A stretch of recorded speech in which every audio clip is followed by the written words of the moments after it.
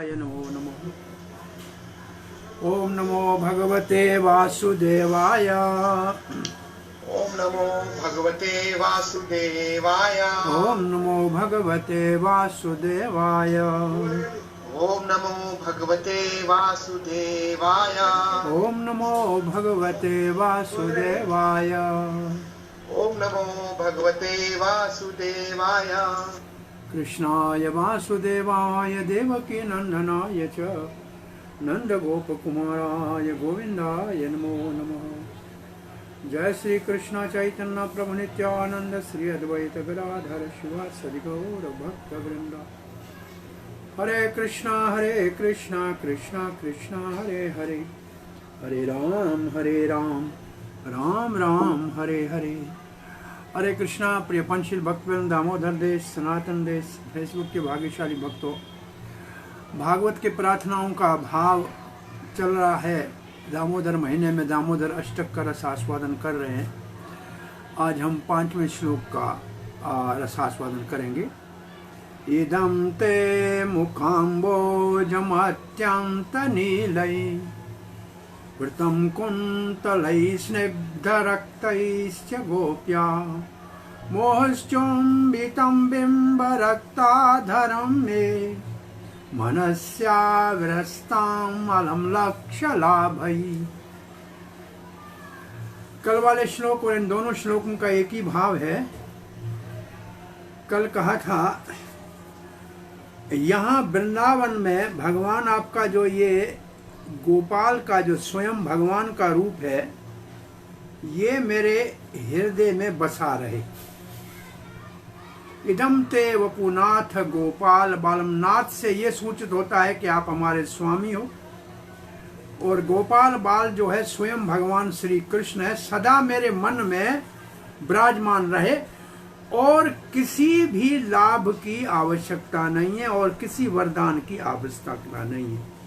क्यों नहीं है? क्योंकि कृष्ण मिलेगा तो कोई चीज कृष्ण से बाहर नहीं है, सब कृष्ण के अंदर समाया हुआ है। अन्य कुछ मांगेंगे तो वह कमी रहेगी, लेकिन कृष्ण को पाने के बाद कोई कमी नहीं रहेगी। तो अब वो गोपाल बाल का जो स्वरूप है,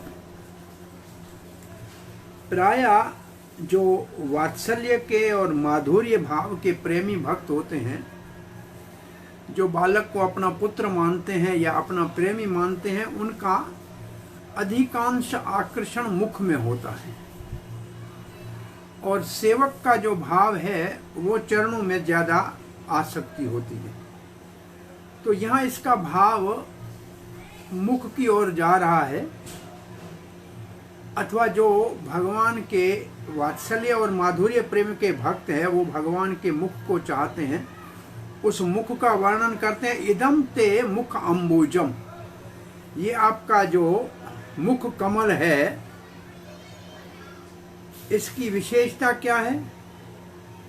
नील ही वृत्तम कुंतलई। वृत्तम का मतलब दोनों तरफ से घिरा हुआ है।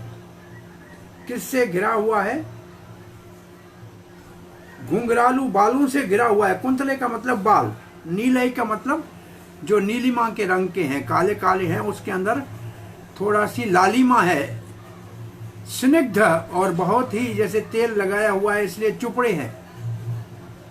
और रक्तईश, और लालिमा है थोड़ी उनके ऊपर। तो वो जो मुख है वो तो कमल जैसा है। जैसे कमल के ऊपर भंवरे मंडलाते हैं, ऐसे भगवान के मुख के ऊपर भगवान के अपने घुंघरालू बाल की अलकें जो है वो बार बार आगे आके लटकती रहती हैं। फिर लिखा है च गोप्या मुह चुंबितम। और भगवान के गाल को यशोदा गोपी प्रेम से चूमती है। ये है वात्सल्य भाव का। और मधुर्य भाव में इसको लें तो राधिका आदि गोपियों के द्वारा जिसका मुखमंडल चूमा जाता है। बिंब रक्तरा। अब मुख में एक और बात कर रहे हैं। जो भगवान के होंठ हैं वो लाल है। कैसे? बिंब फल की तरह। बिंब फल जो है गोला कहते हैं उसको, लाल होती हैं, वैसा उनका रंग है। चेरी जैसा, बहुत लाल रंग है। ऐसा भगवान का मुख जो बार बार गोपियां चूमती है, वो एक बार मेरे मन में बस जाए, अथवा जो पहले श्लोक में था सदा मेरे मन में बसा रहे, बस ये मिल जाए तो और अलम लाक्ष लाभ है, कोई जरूरत नहीं है, बेकार है, सब लक्ष्य लाभ है, लाखों लाभ, कुछ भी हो उसकी कोई जरूरत नहीं है, कोई और लाभ नहीं चाहिए, न मुक्ति चाहिए न कुछ और चाहिए, बस मुझे ये। इसका भाव क्या है, जब बहुत ध्यान पूर्वक भगवान का आप आंखें बंद करके इस दामोदर को अपने मन में बसाने का प्रयास करो, और थोड़ी देर के बाद अगर हृदय में वो मुख घुंघरालू भालू से घिरा हुआ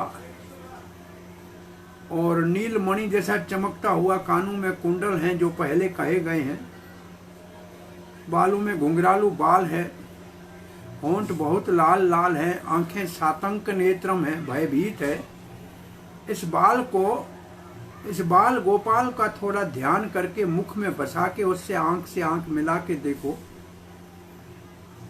और वो एक बार थोड़ी झलक भी उसकी आ जाए तो योगियों का जो लक्ष्य है, जो कई जन्मों से नहीं प्राप्त होता है, वो लक्ष्य भक्त को एक क्षण में प्राप्त हो जाता है।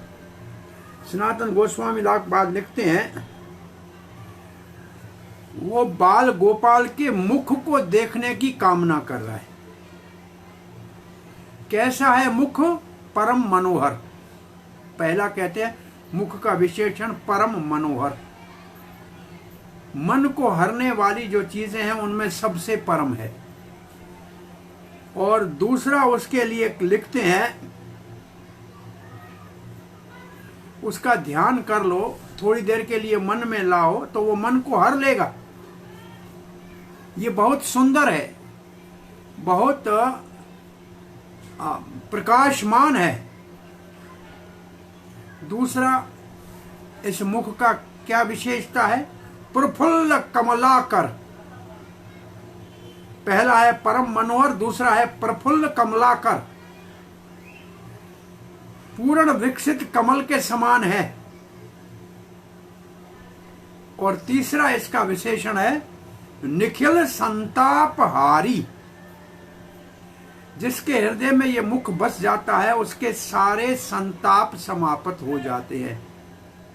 निखिल मतलब सब, संताप मतलब दुख, और हारी का मतलब हर लेता है।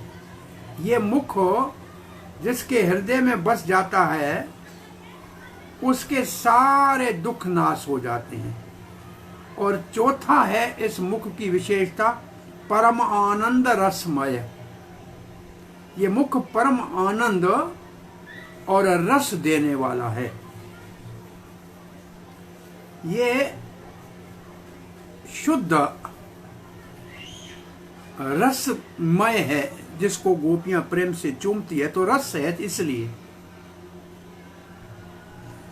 ये मेरे मन में बसा रहे, बार बार मेरे मन में आता रहे, ये भाव है। तो कल हमने स्वयं भगवान श्री कृष्ण की चार विशेषता कही थी, आपको याद होगा। नित्य किशोर, नटवर, गोप वेशधर, वेणुकर। आज सनातन गोस्वामी भगवान के मुख की चार विशेषता बता रहे हैं। परम मनोहर, प्रफुल्ल कमलाकर, परम आनंद रसमय और निखिल संतापहारी। परम मनोहर, प्रफुल्ल कमलाकर, अखिल संतापहारी, परम आनंद रसमय। ये चार मुख की विशेषताएं। कैसा लगता है ये सुंदर मुख? वृत्तम, इसके चारों ओर घिरे हुए हैं। मुख घिरा हुआ है किससे? कुंतलई, भगवान के घुंघरालू बालों से। कैसे हैं वो बाल? अव्यक्त नीलई, अत्यंत नीलई। कहीं पाठ अत्यंत है, यहां अव्यक्त लिखा है, लेकिन अत्यंत नीलई, बहुत ही काले हैं। और स्निग्ध है, बहुत चमकीले हैं, रश्मियां निकलती हैं अंदर से। ये घनश्याम के केश कैसे हैं? एक बार अलीगढ़ में कविता का मुशायरा हुआ, उर्दू में कविता, जब दो कवि कहते हैं उसको शायरी कहते हैं और जो होता है उसको मुशायरा कहते हैं। तो ये तो विभाजन से पहले का समय था। तो एक मुसलमान कवि ने आधा कविता कह के कहा इसको पूरा करो। आधी कविता में कहा,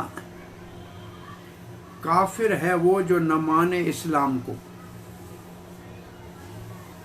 वो काफिर है जो इस्लाम को नहीं मानता है। अब बोला इस कविता को पूरे करो। महामना मदन मोहन मालवीय जी बैठे थे, उन्होंने कविता को कैसे पूरा किया।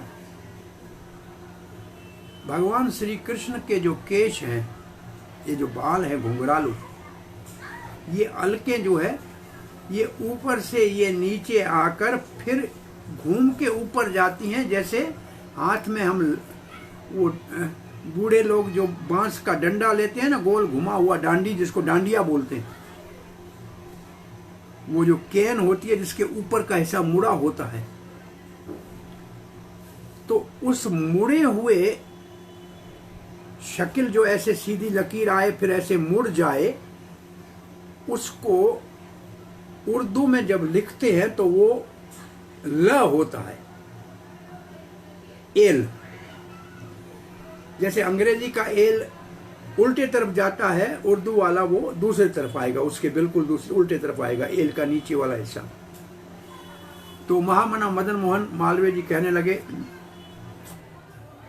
लाम, लाम का मतलब एल, लाम की मानंद केशु है घनश्याम के। इस हमारे घनश्याम के जो बाल हैं वो घुंघराले लाम जैसे हैं। लाम की मानंद है केशु घनश्याम के, काफिर है वो जो न माने इस्लाम को। इसका मतलब वो काफिर है जो इस श्री कृष्ण के बाल जो लाम जैसे है इसको नहीं मानता है, इस्लाम को। तो पूरे अलीगढ़ के उस कविता के मुशायरे में बहुत इस शेर को सुनकर, इस कविता को सुनकर सब प्रफुल्लित हो गए कि वाह क्या कविता है ये, भगवान के घुंघरालू बाल की महिमा है। लाम की मानंद है केशु घनश्याम के, काफिर है जो वो जो न माने इस्लाम को। तब तो नफरतें नहीं थी जैसी आज हैं, तब तो सब मिलकर देश की सेवा में लगे हुए थे। है कि ये दान मिले लोगे ना, खरीदे आए हो 700 रुपये नहीं,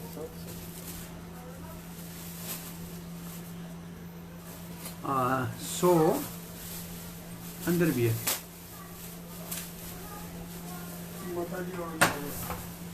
सो कैसे है कि काले काले घुंघरालू चमकीले, बहुत ही ग्लॉसी, स्निग्ध और थोड़ी सी लालिमा उसमें है। कभी कहते हैं कि ये जो सुनहरा रंग है, राधा का ध्यान करते करते कृष्ण का रंग सुनहरा हो गया और इसको हम ध्यान करते हैं। अगर कृष्ण का कोई ध्यान करे तो अपने आप काले बाल हो जाएंगे, कुछ काला लगाने की जरूरत नहीं पड़ेगी। ध्यान गंभीर कृष्ण के बालों का करो, बाल काले हो जाएंगे। तो यहां लिखा है, वृत्तम का मतलब है जैसे कमल भंवरों से घिरा हुआ होता है, ऐसे भगवान के मुख के चारों ओर भगवान की अपनी अलकें जो है भंवरों की तरह घिरी हुई है। और जैसे भगवान घूमते हैं वो घूमती रहती हैं, जैसे भंवरे मंडला रहे हैं। और गोपी का मतलब है, गोपिया का मतलब है गोपी, जिनके मुख को यशोदा गोपी प्रेम पूर्वक एक बार नहीं बार बार चूमती है। ये वात्सल्य भाव में हो जाएगा। और यही माधुर्य भाव में इसको चूमने वाली राधिका लिखा है सनातन गोस्वामी पाद ने। और अगर इसको ऐसे कहा जाए, मुह चुंबितम, बार बार चुमती है।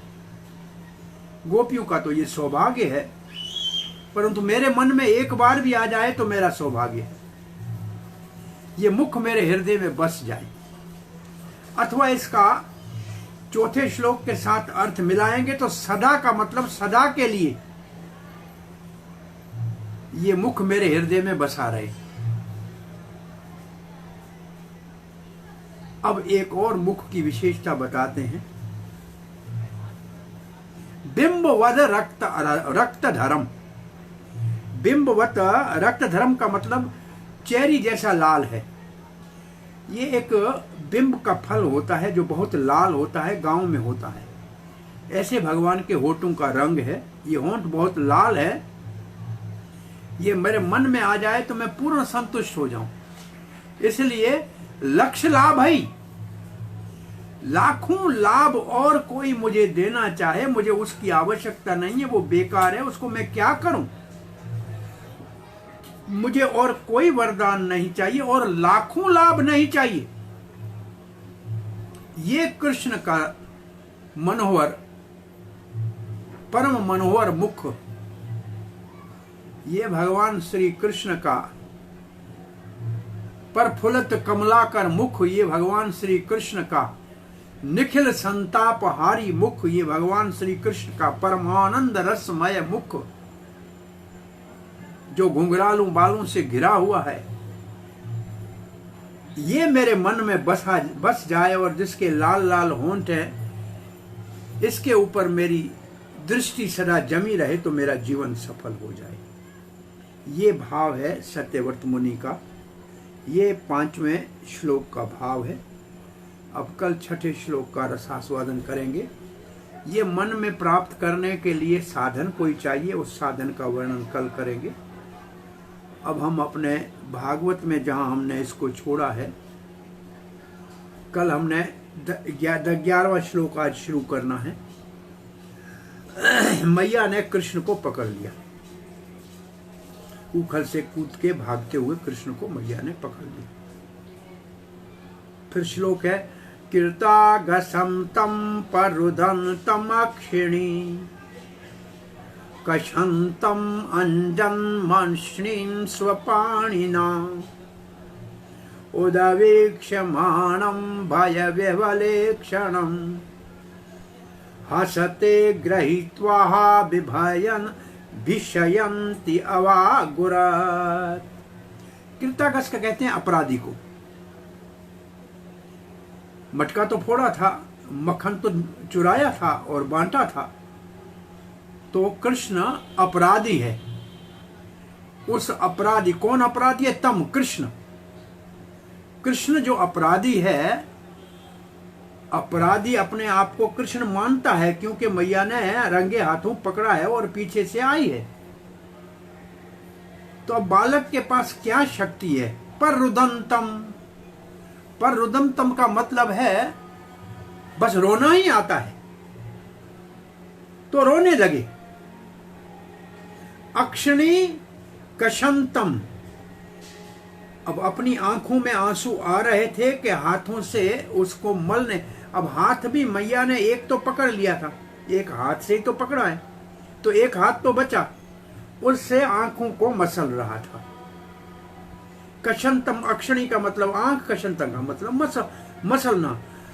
अंजन मशनी स्वपाणिना। स्वपाणिना मतलब अपने हाथ से। और जो काला काजल लगा हुआ था वो गालों के ऊपर आ रहा था। तो कृष्ण अपने आप को अपराधी मानकर रोदन करते हुए अपनी आंखों को अपने हाथ से मल के जो काजल आंखों में था वो गालों के ऊपर आ रहा था। उदवीक्षमाणम भय विह्वला अक्षणम। और माता के हाथ में जो लाठी को देखा, उद वीक्षमाणम, मां के भाव को देखा जो डांटने के गुरा रही थी। जैसे गुराने का मतलब जैसे जैसे शेर गुराता है, शेरनी गुराती है, ऐसे थोड़ा डांटने के भाव से मैया का भाव देखा। भय विवल क्षण, आंखों में भय आ गया, शतांक नेत्रम हो गए, भयभीत आंखें हो गई। क्यों? हाथ में लाठी है। हस्ते ग्रहित्वा, मां ने हाथ से पकड़ लिया। भिष्यंती, और मां उसको डांटने डपटने लगी। अवाक गुरात, वो डांटने डपटने, देखो देखो ये छड़ी मार दूंगी, माखन का दही का भांडा तोड़ा, माखन का चोरी किया, ये बंदरों के मित्र। ऐसे मैया डांटने लगी। किया तुमने मटका फोड़ा। तो यहां तो लिखा है कि अपने आप को अपराधी माना है। अन्य स्थानों में श्री जीव गोस्वामी आदि ने लिखा है कि कहा कि तुमने मटका फोड़ा। बोला नहीं। बोला कैसे फूटा? बोले मुझे नीचे पटक के दौड़ती हुई दूध को उतारने के लिए जब भाग रही थी, आपके पांव में जो चांदी का मोटा कड़ा है वो लगा, उससे फटा। मुझे क्या पता, उससे टूट गया, मैंने थोड़ी फोड़ा है। अच्छा, मटका मेरे पांव के लगने से तुमने नहीं तोड़ा है। तो ये मक्खन कौन चुरा रहा था और बंदरों को कौन खिला रहा था? बोले जिसने बंदरों को बनाया है वो। तुम भी बंदरों जैसे हो, बंदरों के मित्र पर मेरे को क्यों पकड़ के रखा है? छोड़ो, जाने दो, वन में जाता हूं, वन में रहूंगा। तो ऐसे कुछ कन्हैया मैया से बात कर रहा है। लेकिन ये श्लोक तो साफ कह रहा है कि अपराधी अपने आप को मानता है, आंखें हाथ से मसल के काजल निकाल रहा है और मैया के हाथ में छड़ी देखी और मैया को डांटते और थोड़ा सा गुराते हुआ देखा तो भयभीत आंखों से इधर उधर देख रहा है। श्रील प्रभुपाद लिखते हैं, ये है वात्सल्य भाव में माता और उसके प्रिय लाल के बीच में जो प्रेम का आदान प्रदान है उसका वर्णन है। ये बहुत उत्तम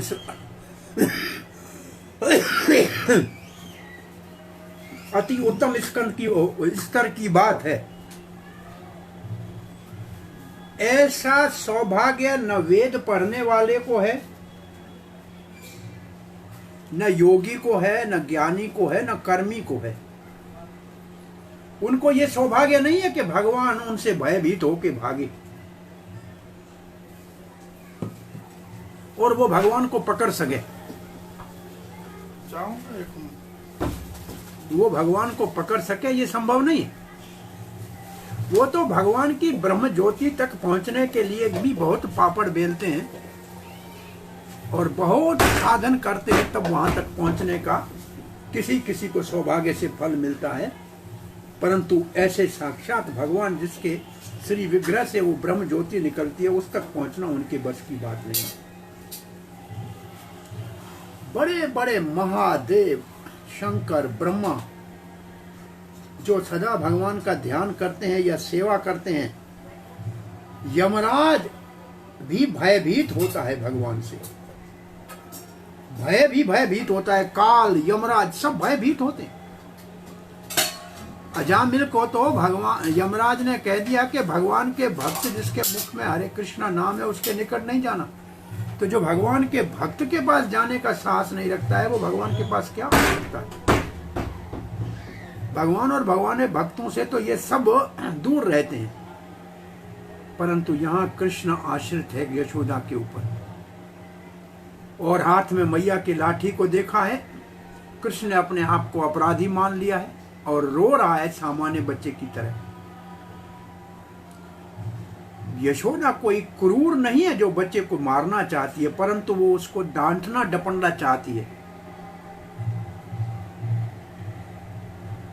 जब कृष्ण ने कहा मैया पहले ये लाठी फेंको, बाद में बात करो, लाठी फेंको, ये लाठी लाठी उंगली से दिखाया, मैया ने देखा बच्चा इस लाठी से डरता है, ऐसे नहीं कि भय के कारण कहीं इसको बुखार ना आ जाए, ताप ना आ जाए। मैया ने लाठी फेंक दी, एकदम फेंक दी, परंतु कृष्ण को डांटे लगी और कहा कि आज तेरे को बांध के रखूंगी, तुम अपराधी हो, अब तो नहीं जा सकते हो अपने सखाओं के संग, कहीं और माखन चोरी करने नहीं जा सकते हो, खेलने नहीं जा सकते हो, ये तुम्हारा आज का दंड है। ये है शुद्ध भक्त की शक्ति, जो ज्ञानी और योगियों के लिए सोचना भी संभव नहीं है। चक्रवर्ती पाद लिखते हैं, केवल यशोदा ने कृष्ण को पकड़ नहीं लिया, जिसको योगी और ज्ञानी ध्यान में सोचने का विचार करते हैं, उसको डांटने भी लगी, उसके ऊपर गुराने लगी। किसके ऊपर गुराने लगी, किसको डांटने लगी? बोले जिसको ब्रह्मा और शंकर प्रार्थना करते हैं, जिसके बड़े बड़े देव प्रार्थना करते हैं, उसको ये मैया डांट रही है और हाथ में लाठी लेके उसको डरा रही है। किसको डरा रही है? जिससे साक्षात मृत्यु काल भयभीत है, यमराज जिससे भयभीत है, उसको डराने का प्रयास कर रही है। इस भाव से ये श्लोक कहा गया है। कृष्ण तो आंखें मसल रहा है और काजला गालों के ऊपर आ गया है, अंजना मशनी, और वो उल्टे हाथ से ही अपने उल्टे हाथ से मसल रहा है, क्योंकि सीधा हाथ तो मैया ने पकड़ लिया। भिष्यंती का मतलब मैया डरा रही है कृष्ण को, लाठी दिखा रही है। अवगुरात का मतलब उसके ऊपर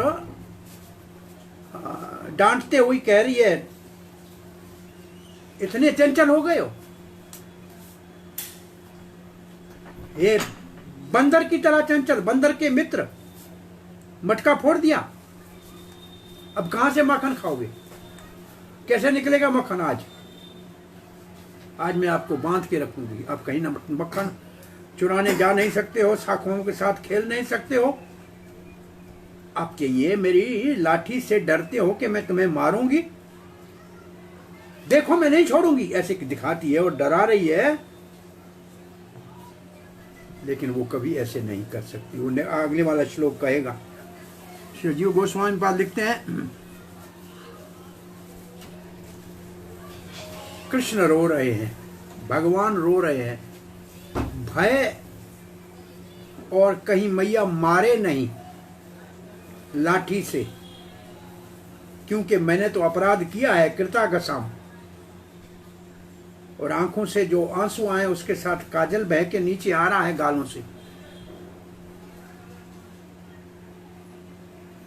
उसने सोचा कि आज तक कभी भी मेरी आंखों में आंसू आए तो मैया ने अपने आंचल से पहुंचा है, आज मैया नजदीक नहीं आ रही है तो मेरे को ही पहुंचना पड़ेगा। अपने उल्टे हाथ से अपनी आंख को पहुंचना शुरू कर दिया, अथवा पहुंचना शुरू किया या मसल के उसमें से और आंसू निकालने का, रोने का नमूना कर रहा है, कुछ कहा नहीं जा सकता। आंखों में भय निश्चित रूप से दिख रहा है, अथवा भय के कारण रो रहा है, इधर उधर देख रहा है और विशेष रूप से लाठी की ओर देख रहा है, जिस हाथ में लाठी है। और वो भी इसी को, यशोदा भी डराना ही चाह रही है कि ऐसी शरारतें रोज न करे, मटके रोज नहीं घर के बर्तन तोड़े। ये अब सौम्य बन जाए, जरा अच्छा बच्चा बन जाए, ऐसे तोड़ फोड़ घर में नहीं करे, उसका ये चंचल बच्चे, ये रोने वाले, सारा दिन रोते रहते हो बस, ये लोभी, मक्खन के लोभी, ये मोक्यों, ये बंदरों के मित्र, चोर, आज के बाद मैं कभी आपको मक्खन नहीं दूंगी। ऐसे यशोदा ऐसी बातें करके कृष्ण को डांट रही है। मैं आज का आपको बांध के रखूंगी, कहीं खेलने नहीं जा सकते हो, आपके सखाओं से नहीं मिल सकते। और लाठी को ऊपर उठाया मैया ने, मारेगी कहां मैया, वो तो स्नेहमयी है। कृष्ण के आंखों में भय दिखाई दे रहा है।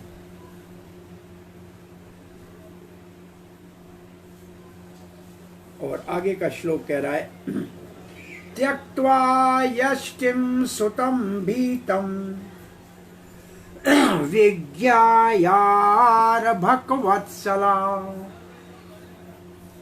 येष कीलतं बद्धुं दामनादवीर्यकोविदा। त्यक्ता यष्टिम, हाथ से लाठी को फेंक दिया। भगवान भी कहता है जड़ को बीच में क्यों रखा है, तू मेरी माँ मैं तेरा बेटा, ये बीच में लाठी जड़ क्यों रखी है, इसकी क्या आवश्यकता है। छोटी टुकड़ी को फिर जड़ को हटा दो। चेतन, मैं आपका पुत्र, आप मेरी माँ, हम दोनों चेतन, ये बीच में जड़ कहाँ से आ गया, इसको फेंक दो।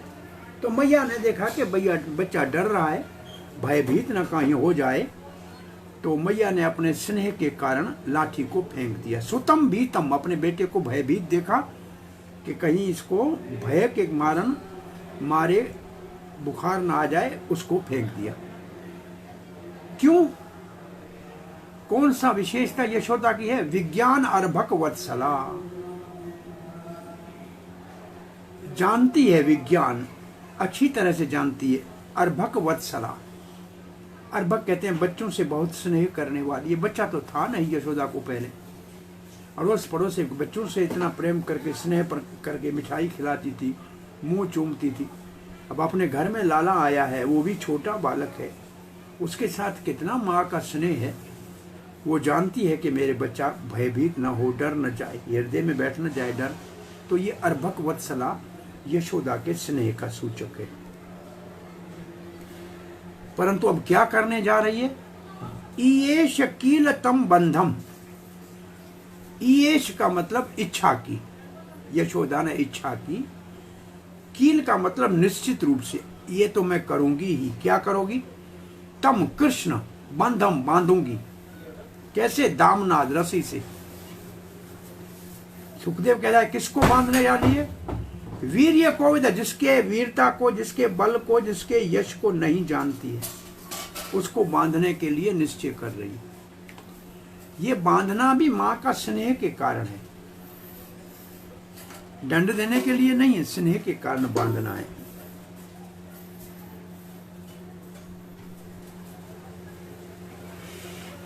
कृष्ण के प्रति यशोदा का स्नेह इतना था कि वो ये नहीं जानती थी कि कृष्ण कितना शक्तिशाली है।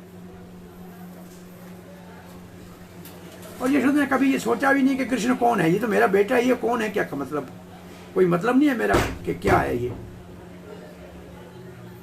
जब उन्होंने देखा कि मेरा बच्चा अधिक भयभीत हो रहा है तो लकड़ी फेंक दी, परंतु निश्चय किया कि इस शरारती को बांध लूंगी कि और कोई शरारत न करे। और कौन सी शरारत करेगा? 3 कारण लिखे हैं आगे कि वो कहीं वन में भाग न जाए। तो यशोदा मैया कृष्ण को बांधना चाहती है। प्रभुपाद जी लिखते हैं उसको दंडित करने के लिए नहीं, ताड़ना करने के लिए नहीं, परंतु क्योंकि ये चंचल है, भय के कारण कहीं घर से दूर चला न जाए, इसलिए बांध के रखना चाहती है। अगर कहीं चला गया तो इसके ढूंढने का और चक्कर पड़ेगा, बहुत परेशानी बढ़ जाएगी। पूर्ण स्नेह के कारण कि कृष्ण कहीं घर से भय के कारण भाग न जाए, निश्चित रूप से मैया ने कहा इसको उखल से बांधूंगी।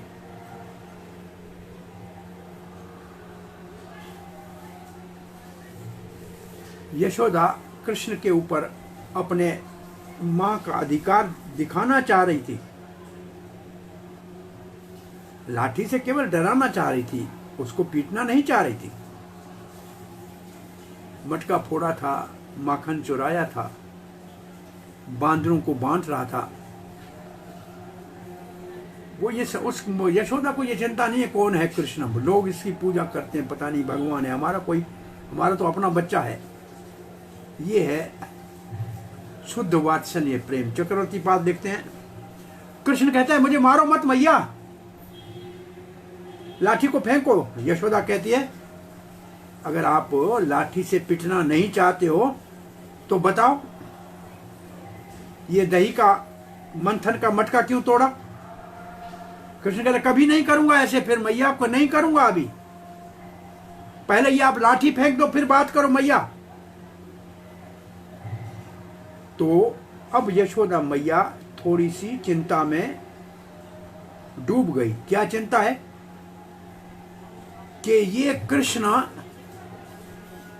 भय के कारण अथवा क्रोध के कारण या अति ताड़ना के डिस्ट्रेस के कारण कहीं वन में दौड़ के भाग के चला न जाए।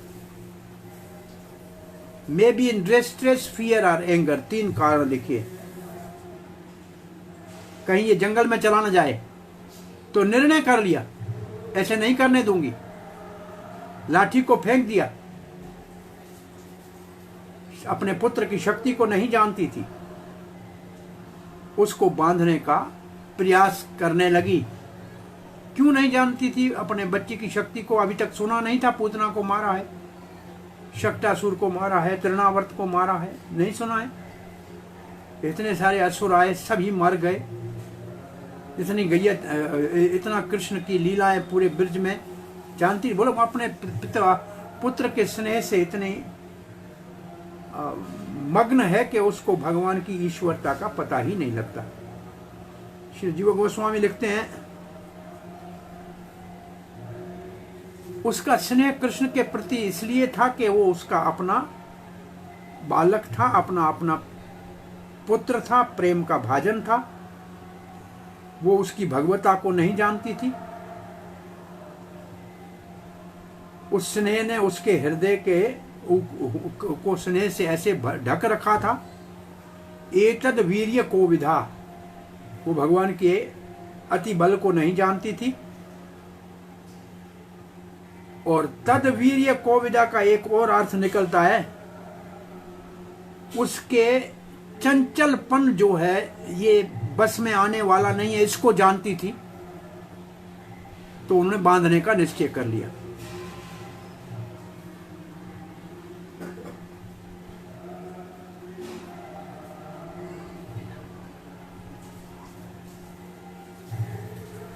क्यों बांध रही थी? सनातन गोस्वामी पाद लिखते हैं स्नेह के कारण। मेरा बेटा है, मैं इसको बांधूंगी, मैं नहीं इसको शिष्टाचार सिखाऊंगी, मैं इसके अंदर सदाचार नहीं डालूंगी तो कौन डालेगा? ये मेरा धर्म है। और उन्होंने समझा मैं बड़ी हूं, मां हूं, इससे शक्तिशाली हूं, इसको बांध लूंगी।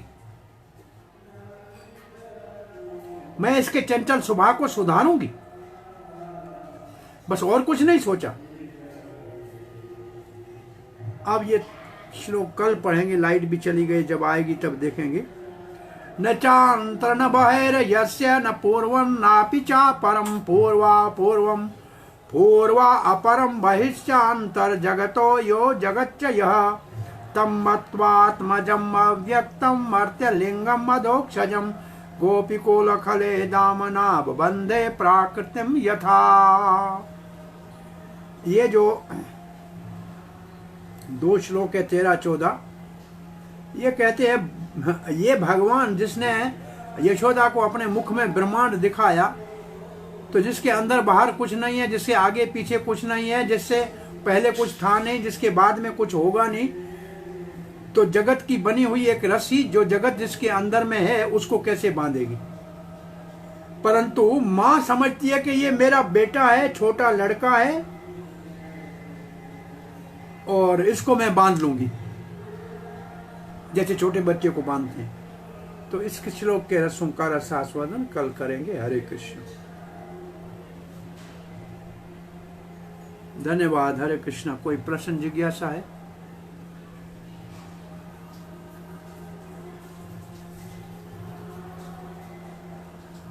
श्रील प्रभुपाद